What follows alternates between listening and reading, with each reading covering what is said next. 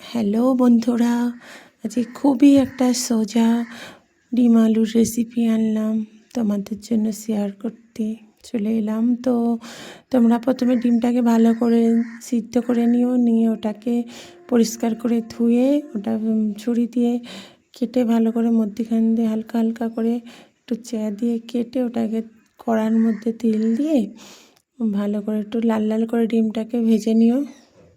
দেখো সাবধানে কড়ার মধ্যে যখন দেবে তখন ওটা ছিটকাই নেই। একটু হলুদ গুঁড়ো একটু নুনের গুঁড়ো দেবেন, দিয়ে একটু ভালো করে ডিমটাকে লাল লাল করে ভেজে নেব।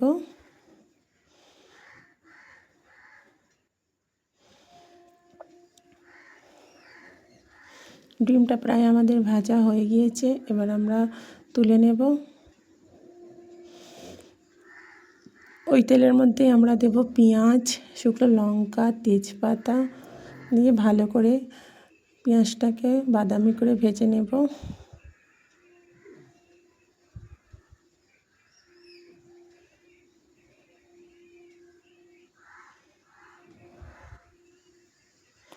দেখো বন্ধুরা, পেঁয়াজটা প্রায় আমাদের বাদামি হয়ে এসেছে।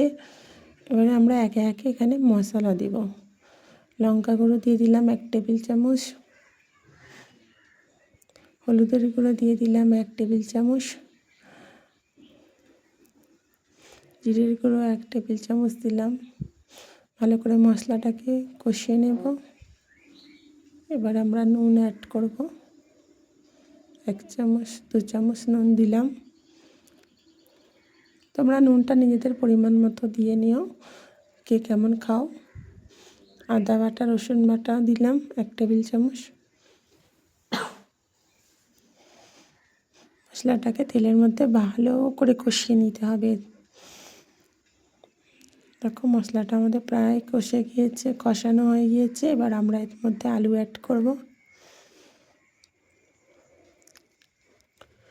আলুটা দিয়েও ভালো করে কষিয়ে নেব।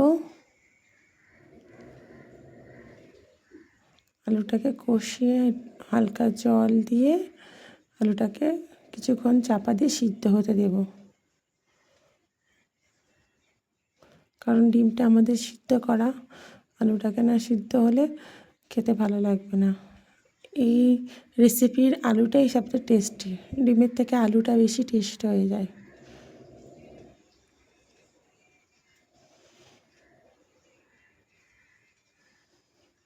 তোমরা বাড়িতে ট্রাই করে দেখো।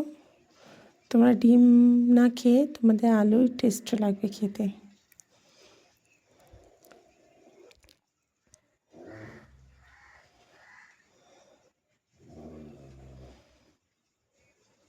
আমার তো খুবই সিম্পল লাগে এই রেসিপিটা।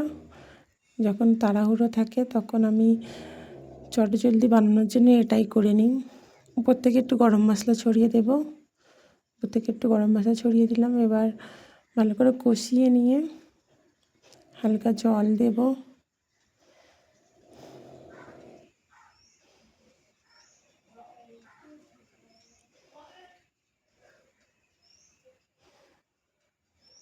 জলটা দিয়ে আরও একবার ঢাকনা মুড়ে সিদ্ধ করতে দেব, যাতে মশলা নুন সমস্ত কিছু আলু ডিমের মধ্যে যাই কি আরও টেস্টি করে দেয় আলুটাকে। দেখো তরকারি আমাদের প্রায় কাছাকাছি হয়ে এসছে।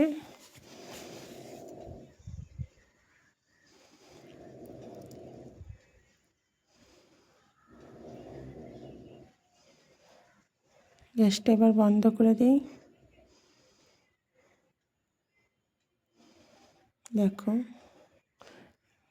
আমাদের তরকারি রেডি। এবার আমরা পরিবেশন করে নেব।